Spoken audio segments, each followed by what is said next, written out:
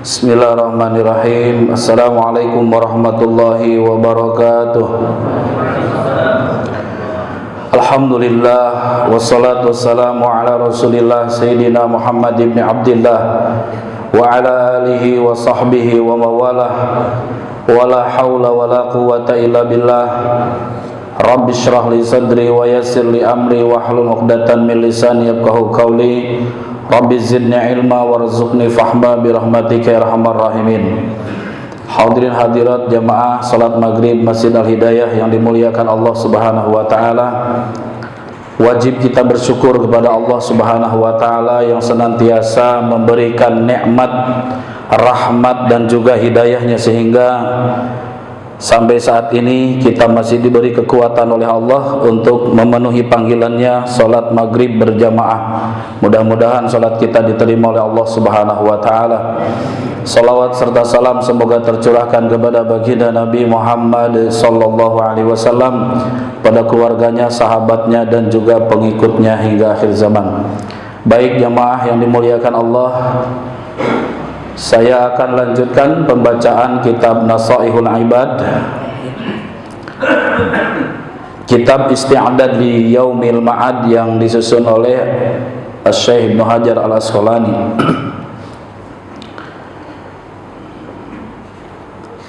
Bismillahirrahmanirrahim. Babus Sudasiyu, bab menerangkan tentang 6 perkara.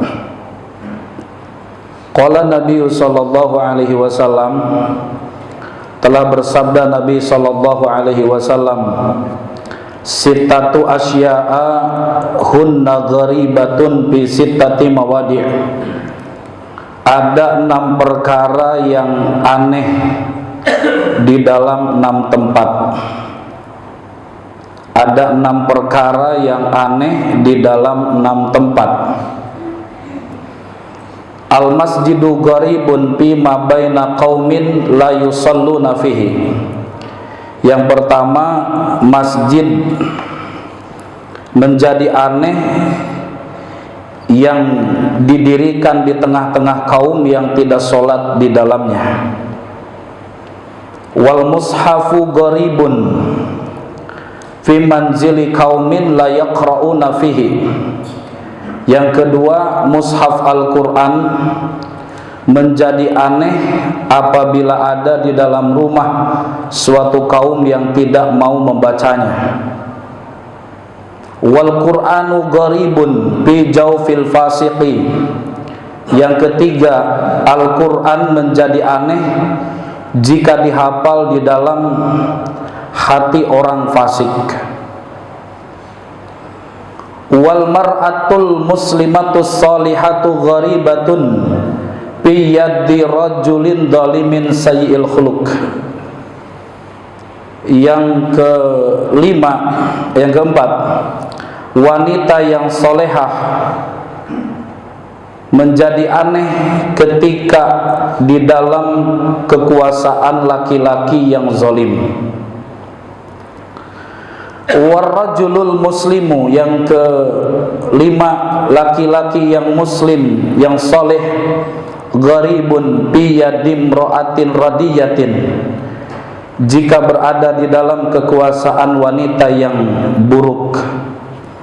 Wal alimu gharibun, yang keenam, orang alim menjadi aneh, baina qaumin la yastami'una ilaih, yang berada di tengah-tengah kaum yang tidak mau mendengarkan nasihatnya. Jemaah yang dimuliakan Allah Subhanahu wa taala, hafal ada berapa? Ada 6 perkara yang asing, ada 6 perkara yang aneh. Ya, yang pertama, al-masjidu gharibun fi ma baina qaumin la yusalluna fihi. Perkara yang aneh yang pertama adalah masjid yang berdiri di tengah-tengah kaum yang tidak mau sholat di dalamnya. Kita sebagai bangsa Indonesia yang dikenal dengan negara 1 juta masjid, di muka bumi ini yang paling banyak berdiri masjid hanya di Indonesia. Ya, sangat mudah sekali kita untuk mencari masjid atau musola. Artinya sangat aneh kalau ada orang ngaku Islam tapi nggak sholat di masjid. Di tempat lain jamaah dimuliakan Allah, mereka berjuang ingin punya masjid. Coba Bapak dengar berita di Jepang, ya kan, di Eropa, berapa banyak saudara kita berjuang ingin bangun masjid karena mereka rindu sholat di masjid. Sedangkan di tempat kita, Bojongkulur ini kalau nggak salah jumlah masjid musola ada berapa Pak ya? 100. Bojongkulur Pak, masjid dan musola kurang lebih ada 100. Kalau masjidnya itu kurang lebih ada 45 atau 50. Luar biasa. Mudah sekali kita kalau mau sholat di masjid. Jarak rumah kita dengan masjid tidak sampai 1 kilo. Betul nggak? Coba Bapak di Australia gitu kan, di Jepang, di Cina, mereka orang Islam kalau mau sholat tuh berkilo-kilo Pak, mereka harus jalan. Ya, mestinya kita sebagai Muslim mayoritas yang ada di Indonesia dan masjid yang paling banyak di dunia bersyukur karena mudah sekali kita untuk bangun masjid. Ya, punya duit dikit bangun musola, punya duit dikit bangun masjid, dan gitu. Itu mah di kita begitu trennya gitu Pak. Bagus itu, karena man bana lillahi masjidan banallahu baitan bil jannah. Siapa yang mau bangun masjid di dunia karena Allah, maka Allah akan siapkan istana di dalam surga. Allahu Akbar. Namun sayang ya, mungkin kalau kita di sini sih alhamdulillah Al-Hidayah, saya lihat tadi sekitar 5.000 mah ada tadi. Ya. Ya, sebagian kan pulang Pak ya. Luar biasa Pak, di perumahan, di perkotaan sekarang giroh untuk sholat ke masjid itu luar biasa.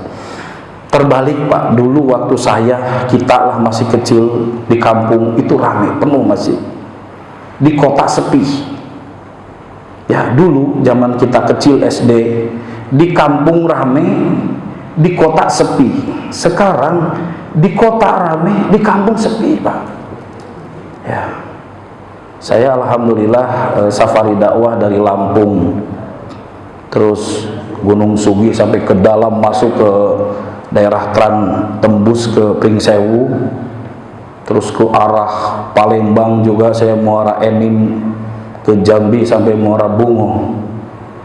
Saya setiap kali singgah di masjid yang nggak ada yang beda, sama semua Pak. Jamaahnya 11, imam 1, makmum 1, 11. Kalau enggak 12, 1 imam 2 makmum. Ya itu rata-rata begitu. Daerah mana lagi? Saya Bandung 2 bulan, Garut 2 bulan, Tasik 2 bulan. Daerah Sragen, Karanganyar, Solo sana sampai Gunung Lawu ditemenin Pak Reno. Subhanallah, kok sama ya nasib masjid-masjid itu, kok sepi-sepi gitu. Makanya kalau kita sekarang ada di sini, masya Allah, bersyukurlah jamaahnya banyak, imamnya enak ya Pak. Imamnya syahdu, terasa nikmat kita sholat berjamaah. Coba di kampung-kampung yang adan aki-aki, yang qomat aki-aki, yang imam aki-aki, makmumnya aki-aki, nggak ada anak-anak muda. Seolah-olah di pintu masjid ditulis anak muda dilarang masuk masjid. Oh di sini kan muda semua, ini rata-rata 25 ini ya. Ya Be ya, Be 25 apa 52 ini? Dibalik ya Be ya. Masya Allah. Orang beriman itu tidak akan lepas dengan masjid. Kenapa? Kalau lepas dari masjid berarti bukan iman. Sebagaimana yang difirmankan oleh Allah dalam surah At-Taubah ayat 18, innama ya'muru masajidallah man amana billahi wal yaumil akhir. Sesungguhnya orang yang memakmurkan masjid-masjid Allah hanyalah orang yang beriman kepada Allah dan hari akhir. Jadi orang beriman itu melekat dengan masjid. Sifatnya orang beriman itu adalah takmirul masajid, memakmurkan masjid-masjid. Jadi yang disebut dengan takmir itu bukan ketua DKM, sekretaris, bendahara, seksi dana dan sebagainya, bukan. Semua umat Islam takmir masjid. Dan harus kita pahami, oh itu kan tugas DKM, itu seksi dakwah. Bukan.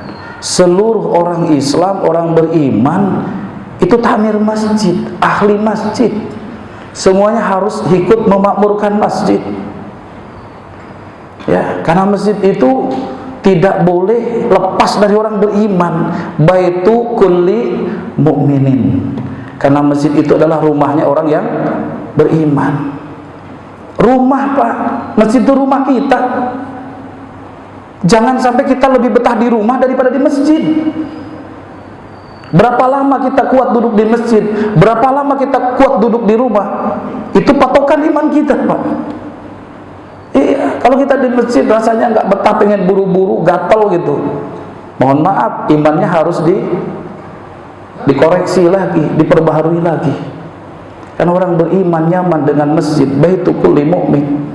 Nabi itu kalau sedang galau selalu mengatakan kepada Sayyidina Bilal, arihna bis salat, arihna bil masjid, kembalikan aku ke masjid wahai Bilal. Jadi Nabi itu rindunya dengan masjid. Maka bikin rumah jangan terlalu bagus ya Pak ya. Ya, insya Allah sih kayaknya di sini masjid lebih bagus daripada rumah kita, betul nggak? Emang berapa AC di rumah Bapak? Hah? Ada berapa AC di rumah Bapak? Kalah Pak dengan masjid kita, betul nggak? Iya, banyakkan AC di sini ya. Masa kita nggak betah? Udah nyaman Pak, karpetnya empuk, ruangan adem, imamnya enak, tempat bersih. Masa kita nggak betah di masjid? Ya, ayo tanamkan tuh rasa cinta kita dengan masjid. Kalau kata ulama itu, masjid itu ibarat kolam bagi ikan. Ikan tuh kalau sudah di kolam nyaman, tenang, ya, bersenang-senanglah dia dengan kehidupan yang apa tuh, yang bahagia.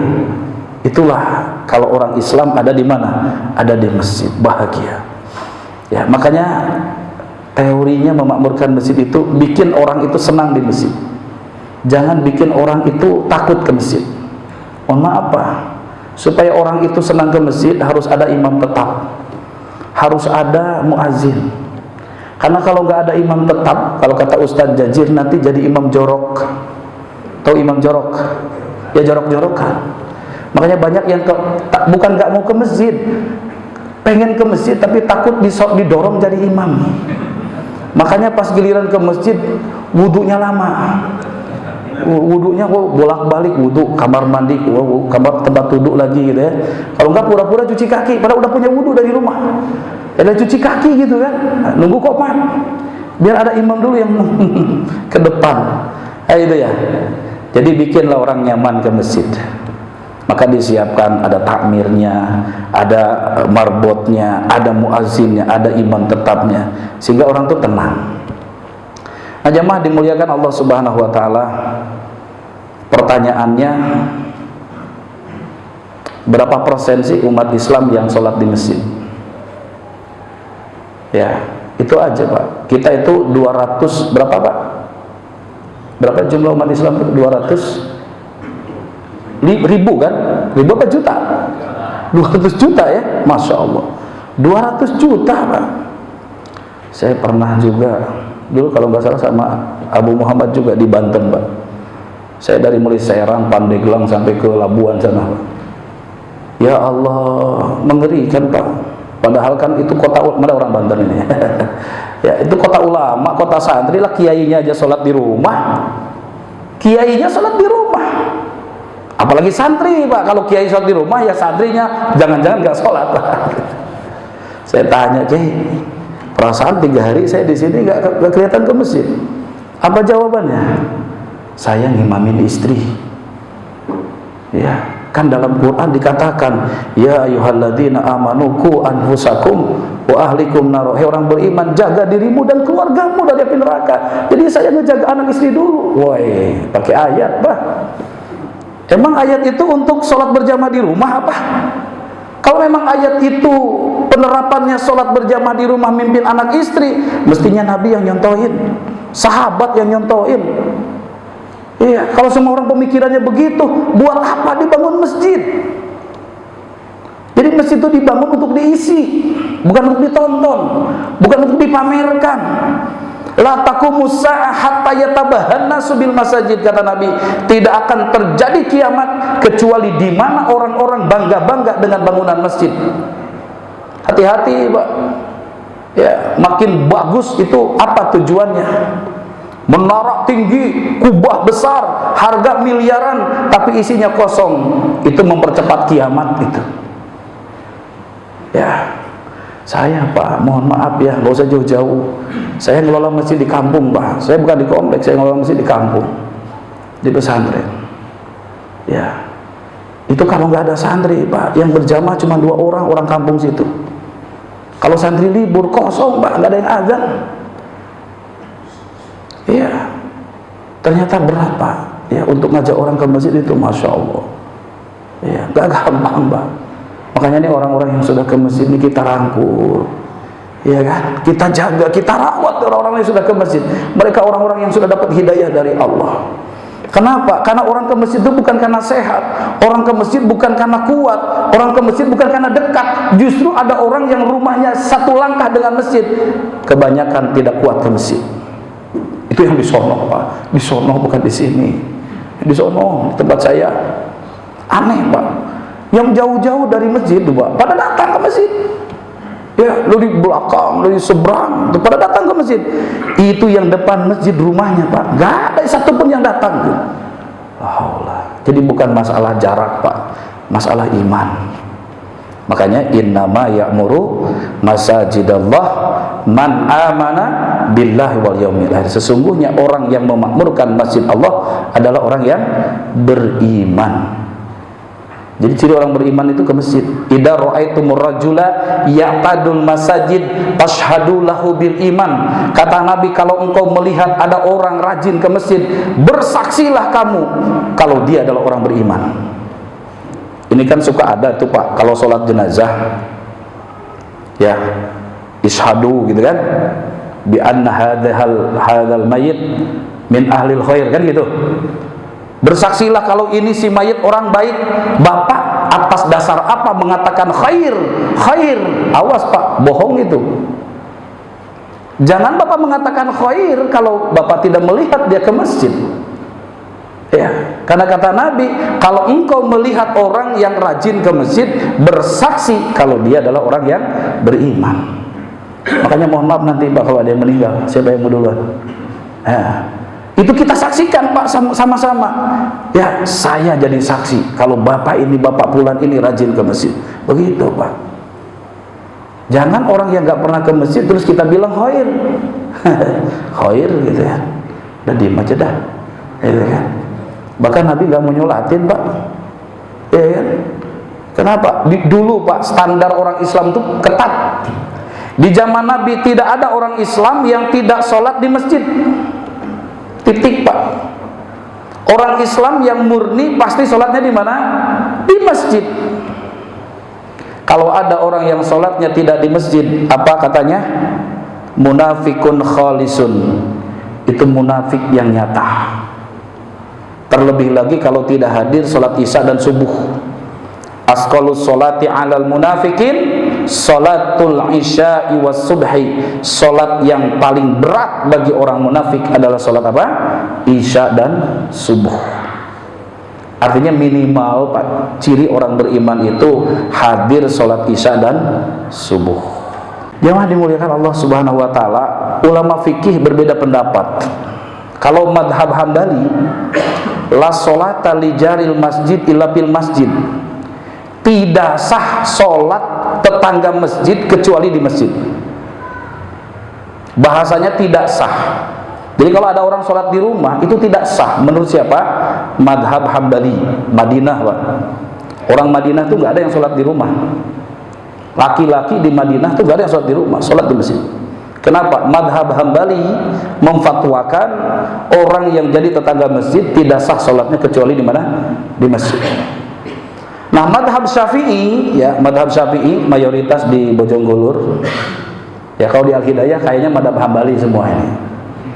Wajib ya sholat berjamaah ya.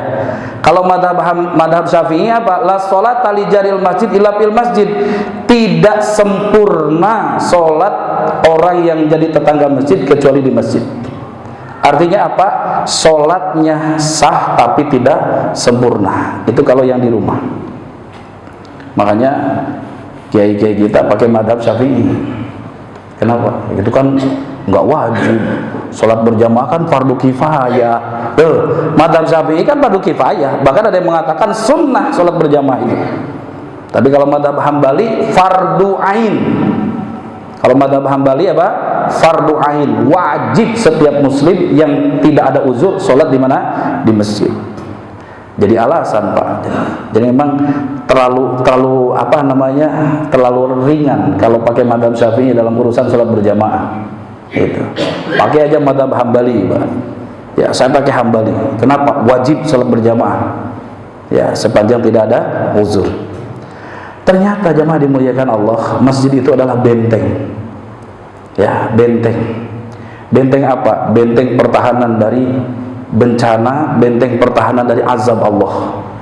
Di dalam hadis qudsi, ya riwayat Imam Baihaqi, Allah berfirman, "Inni lahamu bi ahlil ardi azaban, fa idza nadartu ila umari buyuti wal mutahabbina fiyya wal mustaghfir bil ashar, sarabtu adzabi anhum." Allah akan mencabut azab atau menghilangkan azab dari satu tempat apabila ada 3 kelompok. Satu apa? Umari buyuti. Di situ ada orang-orang yang memakmurkan rumah Allah, memakmurkan masjid. Yang kedua, wal mutahabbina fiyya. Kalau di situ umat Islam bersatu, tidak berpecah belah, tidak berselisih, tidak suka berdebat. Ya. Yang ketiga, wal mustaghfirina bil ashar. Kalau di tempat itu masih banyak orang yang beristighfar, Allah akan hilangkan itu azab. Coba Bapak lihat kemarin di Aceh itu, ketika banjir bandang, rumah luluh lantah, rusak rumah, mobil rusak hancur, ada satu bangunan yang berdiri tegak, masjid. Allah jaga. Dulu 2004 kejadian tsunami, semua hancur, toko, gedung, hotel semua hancur, kecuali satu bangunan yang berdiri tegak kokoh sampai saat ini Masjid Raya Banda Aceh Baitur Rahman. Masya Allah. Situ Gintung pernah kejadian jebol, ya kan? Situ Gintung di depan pintu jebolnya Situ Gintung itu ada masjid berdiri kokoh. Di mana-mana ada bencana, Allah jaga masjid. Ya. Dan di mana-mana juga masjid jadi tempat evakuasi. Benar ya? Ya kan? Di tempat saya masjid pasti kalau musim banjir jadi tempat evakuasi. Karena masjid tempat paling aman. Nah, jemaah dimuliakan Allah. Yang kedua tadi apa? Mutahabbina fiyya. Jangan suka berselisih, bermusuhan. Urusan berbeda pendapat itu urusan ulama, bukan urusan orang awam. Mohon maaf Pak, kalau ulama berbeda pendapat, ya tidak jadi ribut, tidak jadi berantem, tidak bermusuhan. Imam Hanafi, Imam Maliki, Imam Syafi'i, Imam Hambali berbeda pendapat, masing-masing bikin kitab. Mereka bikin karya ilmiah. Jadi perbedaan pendapat mereka pakai otak. Ya. Kalau hari ini orang bodoh, orang awam beda pendapat, bukan pakai otak, pakai otot. Betul Pak, kejadian di Bojonggolur. Ya, gara-gara perbedaan sholat tarawih. Yang satu jamaah pengen 11, yang satu pengen 2-3. Kan kalau menurut logika kita, apa susahnya ya? Yang pengen 2-3 tinggal tambahin, yang pengennya 11 ya udah 11 pulang. Tapi ini berantem tak di masjid, berantem sampai turun Pak polisi. Ya, kok bisa ya? Itulah kalau orang bodoh berbeda pendapat. Apalagi orang bodoh beda pendapatan. Udah beda pendapat, beda pendapatan lagi. Wah sudah ribut, udah gak usah ribut.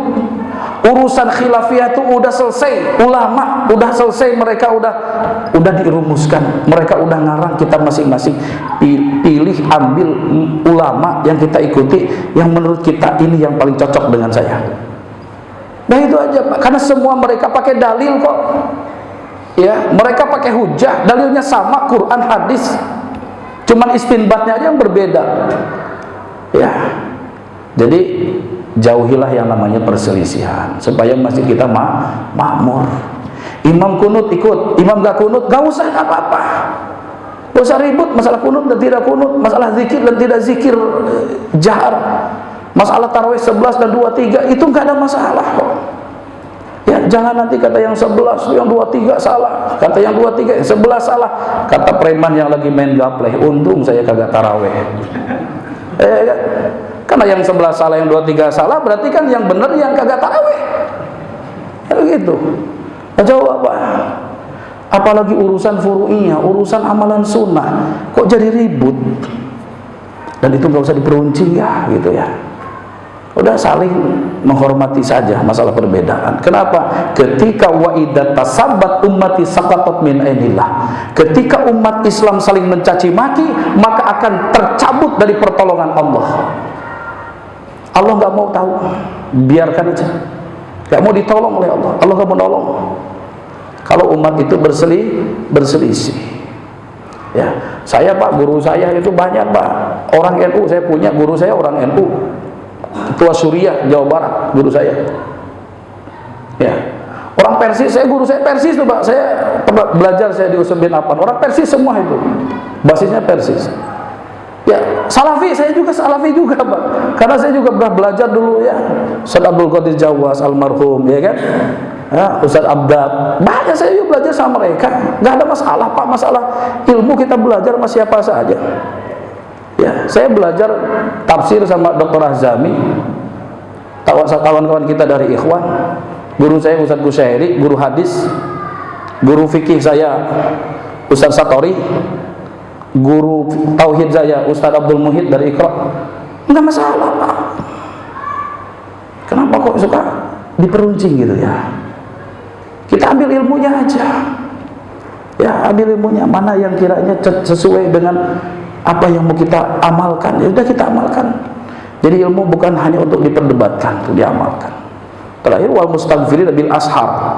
Jadi tempat yang tidak akan diazab itu adalah ketika masih banyak orang yang istighfar, bertobat. Wa ma kana Allahu mu'adzibahum wa hum yastaghfirun. Allah tidak akan mengadab suatu kaum selagi mereka masih mau beristighfar. Ini sekali lagi kembali ke awal tadi bahwa ada perkara yang aneh. Yang pertama, masjid yang berdiri di tengah-tengah kaum yang tidak sholat di dalamnya. Berarti gini Pak ya, tolong kita pikir sama-sama Pak ya. Untuk memakmurkan masjid ini kan bukan tugas jamaah tabligh Pak, bukan. Ya, bukan tugas jamaah tabligh, tugas umat Islam, tugas orang beriman memakmurkan masjid-masjid. Lihat ayatnya tadi, innama ya'muru masajidallah. Ditanya sama santri, sama ahli bahasa, itu kata masajid itu jamak taksir. Artinya apa? Masjid-masjid, bukan satu masjid. Ya. Makanya prinsipnya, saya kan pernah berkunjung ke Jogokarian, pernah berkunjung ke Masjid Al-Falah Sragen, ya. Itu konsepnya begitu Pak. Kalau masjid kita sudah makmur, makmurkan masjid yang ada di sekitar kita. Bagaimana kita memikirkan masjid yang ada di sekitar kita bisa makmur? Caranya gimana? Dibantu. Mungkin dia tidak punya operasional, gimana caranya supaya punya? Kan biasanya kan urusan dana Pak ya. Betul nggak? Ya, makanya doanya ya dana, ayo nyanyinya itu aja, urusan dana. Padahal jemaah dimuliakan Allah, saya Masya Allah ya, itu terkesan sekali ketika masuk ke Masjid Sragen Al-Falah itu. Saya masuk jam segini ya, habis sholat maghrib, diterima oleh satpamnya dengan penuh ramah. Terus beliau menawarkan, Bapak mau minum jahe apa kopi atau susu? Masya Allah ya, disiapkan makanan Pak. Jadi ada makan siang, makan malam. Habis itu saya ditawarkan untuk istirahat. Bapak mau istirahat di mana? Jadi ada namanya aula ya atau teras masjid, itu disiapkan kasur-kasur tempat istirahat bagi para tamu. Dibikin loker Pak, kalau kayak naik kapal laut itu Pak, di kapal laut kan ada tuh loker-loker gitu, tempat tidur gitu. Nah kayak gitu. Tidur saya di situ. Bahkan ditawarin, Ustaz mau nggak di AC? Kata, wah aduh, baik banget Pak, padahal nggak kenal saya. Habis sholat subuh saya ikut kajian, karena setiap hari ada kajian di Masjid Sragen itu, kajian tafsir. Selesai sholat isyraq baru kita ngumpul di halaman masjid. Jadi halaman masjid itu didesain seperti kafe Pak, ya seperti kafe. Jadi pakai meja-meja yang lebar-lebar tuh Pak, yang dari kayu tuh, yang ukiran jati itu. Terus pakai lampu-lampu yang apa tuh namanya, itu yang redup-redup apa gitu Pak. Indah sekali, orang nyaman. Ada anak-anak muda, anak-anak mahasiswa itu pada bawa rebusan pisang, rebusan singkong apa gitu, sama jahe susu. Masya Allah, seperti itulah mereka melayani tamu ya, dan rame 24 jam di masjid. Kemudian saya pagi-pagi saya berangkat ke Jogja, ke Jogokarian. Nyampe di sana duhur Pak, pas adzan duhur saya wudhu. Selesai wudhu, pas qomat itu nggak kebagian tempat sholat, tiba-tiba penuh itu, dan gak ada acara. Jadi masjid yang 2 lantai itu penuh Pak dengan jemaah. Terpaksa saya sholat duhur gelombang kedua. Itu bayangin, duhur 2 gelombang Pak, haji itu. Saya kemudian berbincang dengan pengurus, ya belajar bagaimana manajemen masjid, luar biasa. Jogokarian itu punya wakaf produktif, namanya ada hotel Pak, ada 2 hotel yang beliau punya. Satu hotel di masjid, jadi Masjid Jogokarian itu belakangnya ada hotel Pak. Jadi bapak yang bawa keluarga, bawa istri bisa sewa hotel situ. Kalau nggak bawa keluarga bisa tidur di tempat umum situ, ada disediakan. Jadi masjid terbuka 24 jam, malam nyala lampunya. Ya, subhanallah. Dan sekarang tuh kalau nggak salah 7 ton per bulan mendistribusikan beras untuk warga masyarakat. Awalnya dulu apa itu namanya, itu di sini ada tuh ATM beras. ATM beras itu 1 orang 1 liter, 1 liter, 1 liter. Sekarang 1 kintal, 1 ton orang ngirim tuh Pak. Luar biasa. Kenapa? Karena masjid dikelola dengan baik. Di sana kebanyakan yang ngelola masjid, terutama bagian media sosial. Ini penting, masjid ada media sosialnya. Ya, di Sragen itu yang megang media sosial mahasiswa. Jadi ada anak-anak remaja, mereka disekolahkan, dikuliahkan oleh masjid. Dan mereka kuliah di bidang IT. Nah, dimanfaatkan ilmunya mereka untuk bagian media sosial di masjid. Dan itu apa namanya Pak, gaungnya itu kemana-mana. Sehingga yang namanya donatur masjid tidak hanya berada di sekitar masjid, dari mana-mana dijangkau Pak. Kalau media sosial itu mungkin dari luar negeri pun masuk gitu. Ya, berapa miliar itu biaya operasional per bulannya itu, miliaran Pak, bukan puluhan juta, bukan ratusan juta, miliaran. Luar biasa. Nah kita boleh Pak, ya dikit-dikit kita rubah masjid itu. Artinya apa? Menjadi masjid yang ramah, ya kan, ramah anak, ramah pemuda. Nah di Sragen yang uniknya apa Pak? Ada di depan masjid itu ada meja Pak. Di situ ada tulisan konsultasi, gitu kan? Di sebelahnya ada meja lagi, biro jodoh. Wah, ini kayaknya cocok di Al Hidayah. Jadi ada orang tuh Pak punya masalah dengan perjodohan, itu bisa di situ tuh. Itu sediakan Pak mejanya Pak ya nanti ya. Tapi harus dilihat juga nih siapa yang ngadu situ. Ya. Baik. Yang kedua ya, dipercepat. Ini udah ada ya? Belum. Yang kedua jemaah dimuliakan Allah, apa yang aneh? Yang kedua adalah wal mushaf, ya, mushaf Al-Qur'an fi qaumin fi manzili qaumin la yaqra'una fihi. Al-Qur'an di dalam rumah suatu kaum yang enggak dibaca. Ini aneh sekali gitu. Punya Quran di rumah enggak Pak? Punya Al-Quran? Berapa? Banyak. Di sebelah mana posisinya? Di atas, di tengah, di bawah? Kondisinya gimana? Bersih atau berdebu? Tolong nanti diambil, dirapihkan, dibersihkan. Kalau nggak dibaca, kirim ke masjid. Kalau enggak, Bapak panggil, ada namanya Badan Wakaf Al-Quran, kasih mereka. Ya, daripada nggak dibaca, Pak. Mohon maaf, Pak. Nih, rapi. Nih banyak Qurannya apa banyak yang bacanya? Kalau saya yakin sini sih banyak yang baca daripada Qurannya. Ya. Emang buat pajangan, Pak, ini, Pak? Dulu Pak saya waktu kecil, ya Allah, pengen punya Quran bagus tuh. Saya nggak pernah beli Quran, Pak. Jadi Quran yang saya pakai ngaji zaman saya kecil itu bekas kakak-kakak saya, abang-abang saya.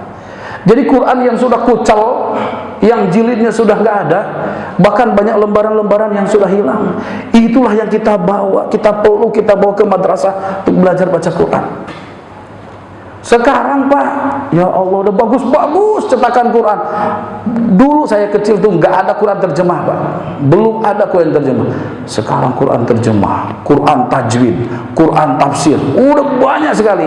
Cuman saya yang bacanya, saya kemarin tuh Pak, ada Badan Wakaf Quran, Pak. Pernah dengar kan ya? Saya panggil ke pesantren. Saya bawa, Mas, sampean cari Quran kan? Iya. Gak usah susah-susah cari Quran, saya punya banyak. Bawa aja tuh Quran. Saya dikasih Quran 5.000 Pak sama Prabowo itu. Kalau mau, ada masih banyak di gudang. Ada 5.000 Al-Quran saya dikasih. Saya kirim ke Tasik, ke Garut kurang lebih 3.000. Daerah Bogor kurang lebih 2.000. Masih ada sisa 200 apa 100. Kemarin saya panggil itu Badan Wakaf Quran. Sampean kan nyari Quran, bawa tuh Quran. Nggak dibawa. Saya nyari apa sih gitu? Nyari Quran apa nyari apa sih gitu? Wallahu a'lam bishawab. Nggak dibawa tuh Quran, padahal saya suruh untuk bawa. Entahlah itu yang dicari apa. Nggak bisa. Ustadz katanya kalau bawa Qurannya distribusinya susah. Saya malah bingung jawabnya. Mana ya? Situ cari Quran apa nyari apa gitu? Mau disampaikan ini, Pak ya. Nanti Ramadan ada yang keliling itu nyari Quran, selalu kasih saya aja tuh. Ya, Quran banyak. Bila perlu punya kita juga kasih aja tuh. Ya kan, jamaah kita ada berapa? Ya sisakan aja lah berapa. Sayang Pak, Quran dipajang. Kata Nabi apa? Sayati zamanun ala ummati la yabqa minal Quran illa rasmuhu. Akan datang nanti satu zaman tidak akan tersisa Al-Quran kecuali tinggal tulisannya saja. Ya, coba Pak, di HP ada aplikasi Quran? Alhamdulillah. Bahkan sekarang mas saya juga kitabnya, makanya saya nggak bawa kitab. Lupa tadi pulang dari Parung ya kan, tadi ada masbuk ya kan. Ada kitab di sini. Sekarang pengen punya kitab yang banyak Pak, nggak usah beli. Dulu saya jutaan Pak beli kitab di rumah, terus ngumpulin uang baru saya beli kitab. Sekarang Pak, satu aplikasi bisa mengandung ribuan kitab. Asal mau bacanya aja sekarang itu. Bapak mau cari kitab apa? Tafsir, berbagai macam jenis tafsir. Hadis, berbagai macam jenis hadis. Ada dalam satu aplikasi. Quran begitu mudah Pak di aplikasi Quran. Ya Allah, pertanyaannya, lamaan buka aplikasi Quran atau aplikasi apa ya? WhatsApp. Nah, itu jawab sendirilah, nggak usah dijawab. Ya, jawab sendiri aja. Jawab dalam hati masing-masing ya. Ayo, mumpung nih ada waktu sebelum memasuki bulan Ramadan. Jangan entar Ramadan aja baru buka Quran Ramadan. Ya, gimana Pak? Orang beriman tidak boleh Pak putus hubungan dengan Al-Quran. Al-Quran itu adalah sarana untuk dialog kita dengan Allah Subhanahu wa Ta'ala. Kalamullah. Ya, kalau kita mau berbincang-bincang dengan Allah, ya dengan Quran. Semua masalah jawabannya ada di Quran gitu. Yang ketiga, jemaah dimuliakan Allah, perkara yang aneh yang ketiga adalah wal Quran fi jawfil fasik, wal Qur'anu gharibun fi jawfil fasik. Quran menjadi aneh apabila dihafal di dalam hati orang fasik. Aneh gitu, orang hafal Quran tapi kelakuannya fasik. Ini kan mestinya kan orang yang hafal Quran sesuai dengan tuntunan Al-Quran kan kehidupannya. Tapi ada, ini memang tidak semua ya, tidak semua, tapi ada, karena namanya juga perkara aneh. Ada orang yang hafal Quran tapi kelakuannya fasik. Gitu ya. Oh, di kita mah udah banyak kasusnya, Pak. Ya, belum lama di Bandung itu kan ada pesantren tahfiz Quran ya kan. Salah seorang ustadz yang hafiz Quran itu yang menghamili beberapa santriwatinya itu kan. Nah, itu terkenal kan gitu, sempat rame itu. Artinya apa? Ini aneh ya. Dia kan hafal Quran. Tapi kenapa ya perbuatannya itu kok bertentangan dengan Quran gitu? Nah, itu kata Nabi aneh gitu ya. Padahal kan orang Al-Quran itu kan harusnya akhlaknya bagus gitu.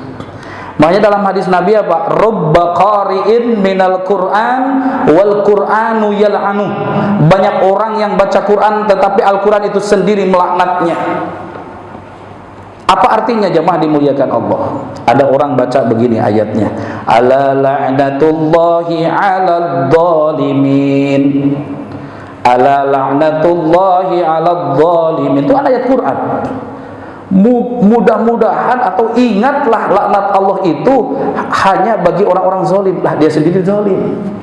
Berarti dia baca Quran sedang melaknat dirinya sendiri. Jadi Quran itu tidak membawa rahmat, tidak membawa barokah, tidak membawa ampunan, justru membawa laknat bagi pembacanya. Itu. Ala la'natullahi 'alal zalimin, ala la'natullahi 'alal kazibin. Semoga laknat Allah bagi para pembohong. Nah, itu. Auzubillah min dzalik ya. Jangan sampai termasuk situ. Mohon maaf ya. Ini bukan berarti semua, bukan. Karena tadi aneh kalau ada Quran dihafal oleh orang fasik. Sebagaimana dulu yang membunuh Sayyidina Ali itu siapa namanya?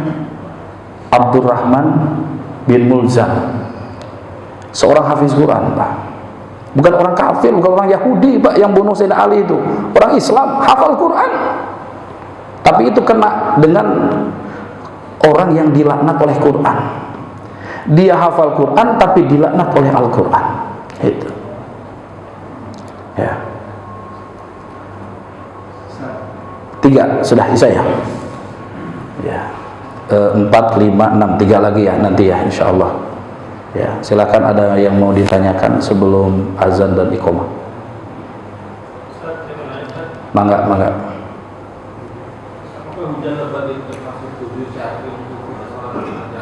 Oke, ya. Cukup itu pertanyaannya. Di antara uzur syar'i untuk tidak berjamaah, 1 sakit, ya, marad. Yang kedua hujan. Itu ya. Nanti ada kajian fikihnya ini ya. Nanti hujan itu ada pertanyaan, Ustaz, kalau gerimis hujan apa bukan? Itu. Yang disebut hujan tuh hujan lebat, hujan sedang, atau hujan kecil, kan gitu. Nah, itu ada fikihnya, ada ikhtilaful ulama. Seperti apa hujan yang menjadi uzur sholat berjamaah? Sakit juga sama, Pak. Ya. Jadi ada 2 uzur berjamaah. 1 hujan, 2 apa? Sakit. Gitu ya. Paham? Cukup? Gitu. Ya, kalau sampean sehat, kalau sampean enggak hujan, ya berarti kan ke masjid berjamaah. Enggak ada alasan untuk tidak berjamaah. Alasannya apa? Sakit apa? Sakit hati. Itu enggak masuk gitu. Ya. Ada lagi, monggo. Pak Haji, silakan Pak Rudi. Yang soal operasional masjid ini bisa. Kan di Ustaz minggu soal operasional masjid. Jadi kita selama ini kan ibaratnya mungkin bau jamaah atau Ya. ada nggak strategi seakan-akan mendong, Ya. agak memaksa kan? Ya. Lebih udah gitu aja. Untuk ini ya Pak ya, biaya operasional masjid ya? Ya biaya operasional masjid atau Ya. kegiatan Ramadan atau apa? Jadi gini Pak, coba kita sampaikan Pak fadilahnya. Keuntungannya apa sih kalau kita terlibat di dalam kemakmuran masjid? Ini itu aja. Ya kan? Kan kalau kita sedekah di masjid itu kategorinya fisabilillah. Ya kan? Itu perjuangan, itu jihad. Itu. Minimal berapa tuh? Masalul ladzina yunfikuna amwalahum fisabilillah kamathali habatin ambatat sab'a sanabil fi kulli sumbulatin mi'atu habbah. Ya, 700 kali lipat minimal. Wallahu yudhaifu liman yasha. Bahkan Allah lipat gandakan lebih dari 700 kali lipat. Artinya gini Pak, sebisa mungkin kita harus cerdas ya, mau mencari cara bagaimana jamaah itu mau terlibat dengan masjid. Contoh, saya di masjid dulu masih pakai kartu Pak, dulu ada kartu kartu donatur lah gitu ya. Makin kesini makin berkurang. Kenapa? Karena mayoritas di kita jamaah sudah pada pensiun ya, akhirnya dirubah pakai sekarang sistem celengan, yaitu sistem celengan. Kalau pakai kartu, mohon maaf Pak, namanya disebut, ditulis angkanya, kadang orang ngasih banyak gak punya, ngasih sedikit malu. Tapi ketika dikasih celengan, jamaah satu-satu, itu mau ngasih 5.000, ngasih 2.000, ngasih 10.000, gak ada yang tahu. Nanti celengan itu dikolektif, gak usah dihitung Pak, dicampur dulu semua, digabung, baru dihitung total. Insya Allah itu sangat membantu untuk biaya operasional masjid. Kalau sudah ada ya tinggal dimaksimalkan saja. Itu Pak. Ditambah tadi Pak, media sosialnya harus ada yang megang media sosialnya, medsosnya, iklan. Mohon maaf ya, di Darussalam itu kan update terus Pak, kegiatan masjid itu update terus. Bapak ada kan nomor itu ya, nomor WA Masjid Darussalam ada kan ya? Itu setiap kegiatan update terus. Itu sehingga bukan hanya orang situ saja Pak yang infak di Darussalam, orang-orang jauh itu ya. Kenapa? Karena media ya, dari sholat Jumatnya, kajian rutinnya itu menyebar kemana-mana, sehingga dukungannya banyak ya. Termasuk tadi Pak, masjid yang saya sampaikan, Jogokarian itu ya, biaya operasional besar itu bukan murni dari jamaah sekitar, karena tadi media sosial begitu Pak ya. Dan mudah-mudahan nanti ada, ini banyak anak-anak muda ini ya, bisa dimanfaatkan Pak. Remaja-remaja kita Pak dirangkul, diberikan tugas. Anak remaja itu paling suka dikasih tugas. Jadi gini Pak, anak kecil kan, Bapak mendidik anak itu kan ada 7 kali 3 kan, 7 tahun pertama, 7 tahun kedua, 7 tahun ketiga. Saya punya anak santri itu seperti itu. 7 tahun pertama ini anak seperti raja, dari 0 sampai usia 7 tahun itu seperti raja ya, betul-betul kita agungkan, kita muliakan, kita layani karena dia raja. Nah, dari 7 tahun kedua, berarti 7 sampai berapa? 14. Kita anak itu seperti tawanan, berikan tata tertib, aturan, diperketat.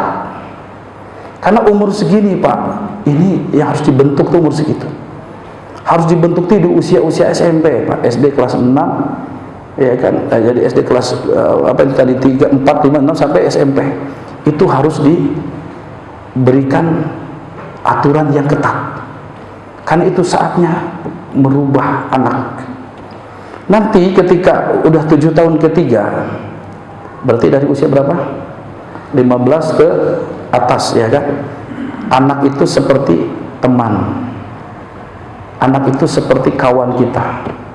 Nah, santri saya yang dewasa itu lebih suka dikasih tugas. Oh, kamu mimpin kebersihan, kamu mimpin keamanan, kamu mimpin dapur, kamu mimpin itu. Senang dia gitu, karena merasa dipercaya, berikan kepercayaan. Nah, anak-anak kita, para remaja masjid, kalau diberi kepercayaan, tanggung jawab, dia senang pasti ke masjid.